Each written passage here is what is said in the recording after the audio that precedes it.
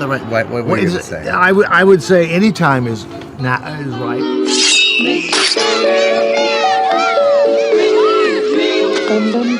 Make him the cutest that I've ever seen. Now is a good time to have a great horror movie. Then tell him that his lonesome nights are over. Sunday, I'm so alone. After the Get Out movie, people are ready for this. On my own. Please turn on your magic beam. He might have, paranormal powers and might not. He's also mysterious.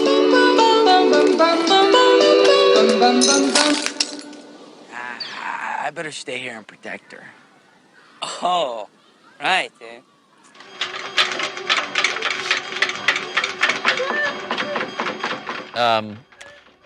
Well, you guys were certainly integral to the creative concept of what, but I think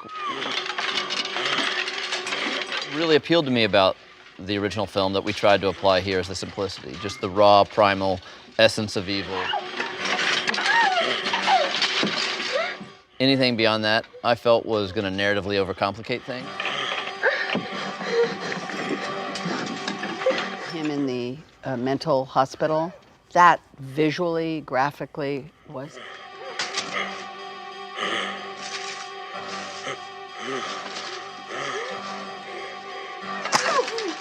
so fantastic and sort of shocking.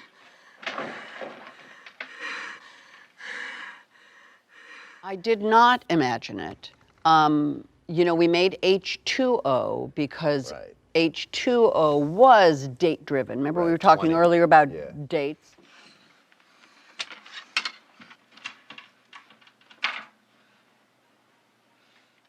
Yeah. And it felt interesting to me that John and Deborah and I were still in show-off business. And it was 20 years later, and it felt like a good time to revisit it.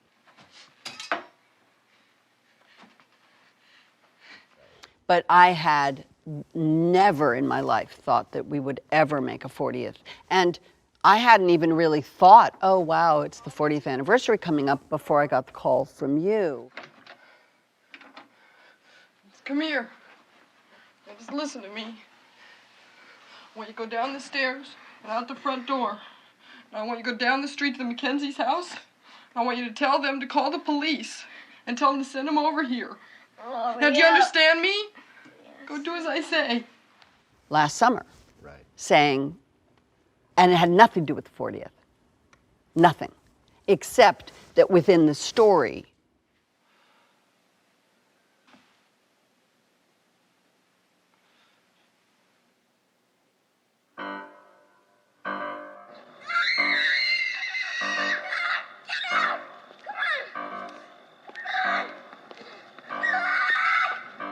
Lori was aware that it was the 40th, but in the sense you didn't call me going, Jamie, David Gordon Green, it's the 40th, and we want to do it. You were, I've come up with an idea.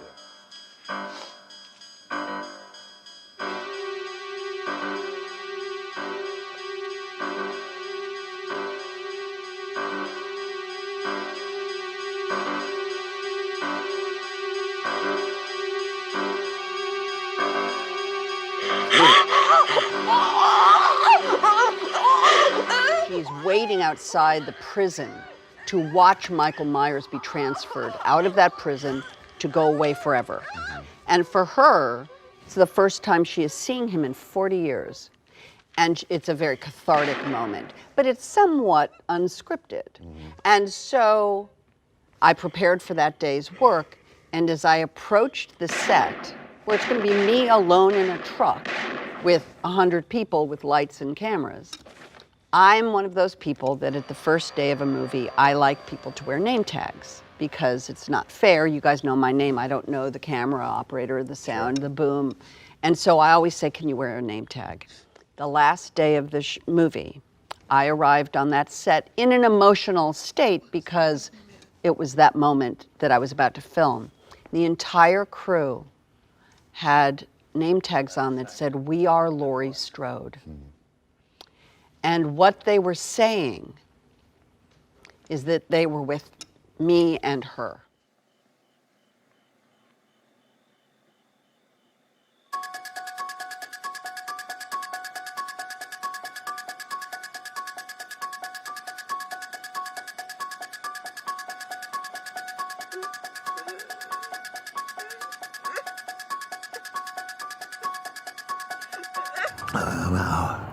It's hard for me to talk about it because I invented it. It's a scary movie. And this guy's a scary character. Like, I have to put it in simple terms. He can tell you more about it.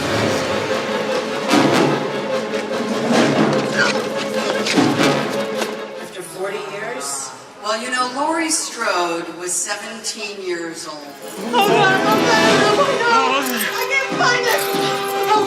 When she was brutally attacked by Michael Myers. A random act of violence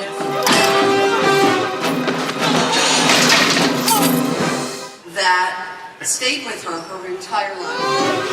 Molly! Molly! Molly! This is a girl who 40 years later never had any mental health services.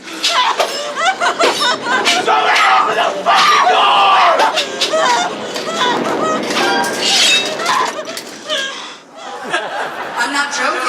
You know, she had a small cut on her arm and that was it.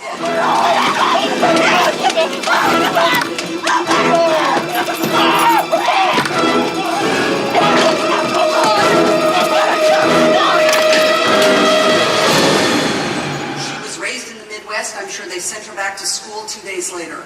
And yet she has carried the trauma and PTSD of someone who was attacked randomly. Yes.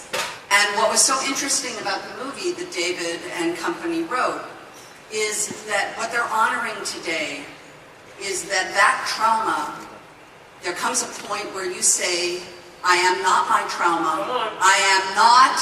John, we had a ball. Doctor is it? Don't scream. Don't move. Stay tuned on Channel 68.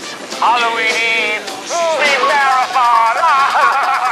No, the reason I didn't was if only John Carpenter's Halloween existed, that would. Anyway, they interviewed him on that biography and channel, and that would be different. But the fact that there were 7 shitty sequels that followed it, I truthfully thought by the last one the movie was so far in the gutter that it needed to be saved. I said, make it your own movie, man. You know, this is yours now. You know, I think if you stand around waiting for people to give you their opinion and hope they say something good, you're going to have a long, disappointing life. That's why you just have to go through life knowing you're right and everyone else can go themselves. Don't worry about me. I was incredibly supportive. Not until our movie had Michael Myers even looked good or scary or anything. He just looked like some little guy with shoulder pads and a cheap-looking mask. I figure that the last thing John Carpenter ever wants to talk about is Halloween. Why would he? Most of all, fuck you!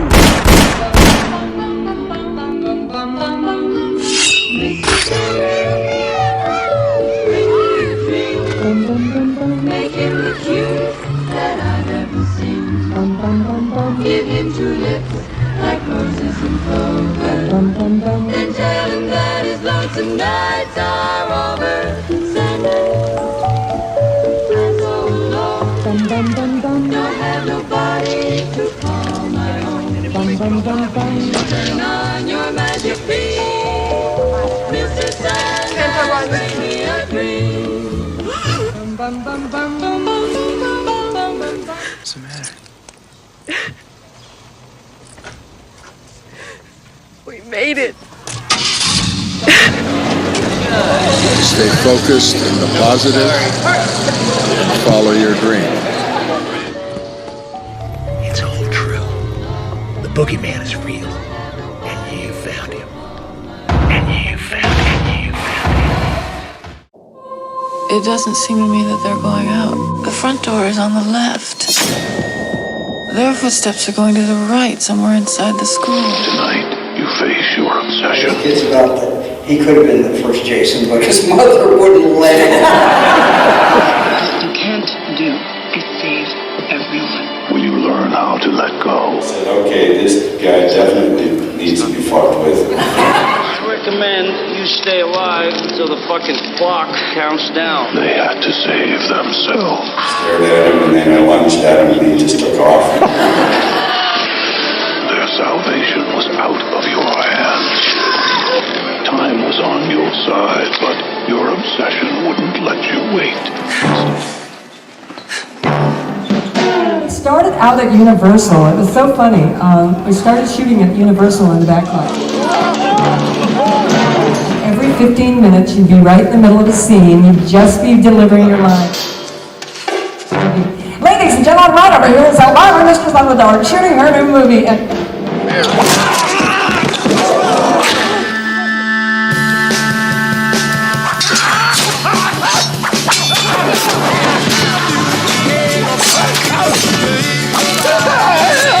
You have to stop, start over, and that went on for about 2 or 3 days until we said, we gotta get the hell out of here.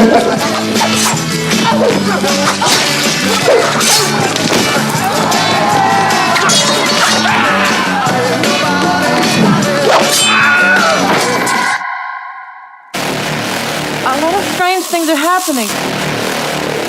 They lied to us. Listen. She's the directress. She's here.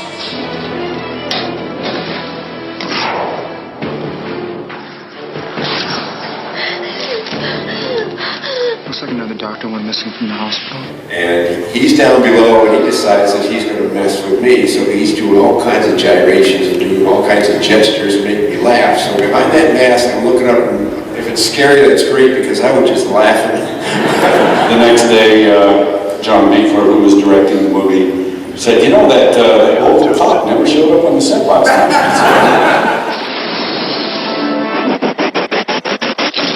I promise that my work will continue. That I have ensured. By hearing this tape, some will assume that this is over, but I am still among you. You think it's over just because I am dead. It's not over. The games have just begun. Don't think I'm afraid of you. I run a house with 50 crazy Nothing says date movie like a 3D ride to hell.